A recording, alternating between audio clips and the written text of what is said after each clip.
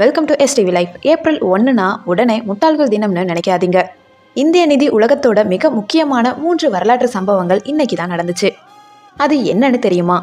முதல் விஷயம், நம்ம நாட்டோட பணப்புழக்கத்தை கட்டுப்படுத்துகிற இந்திய ரிசர்வ் வங்கி, அதாவது ஆர்பிஐ 1935 ஏப்ரல் 1 தான் தன்னோட செயல்பாட்டை ஆரம்பிச்சது.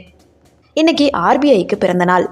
அடுத்து 2017 இதே நாளில் தான் ஸ்டேட் பேங்க் ஆஃப் இந்தியா, அதாவது எஸ்பிஐ கூட அதோட 5 துணை வங்கிகளும் பாரதிய மகிழா வங்கியும் இணைக்கப்பட்டு உலகத்தோட மிகப்பெரிய வங்கிகள் பட்டியலில் எஸ்பிஐ இடம் பிடிச்சது.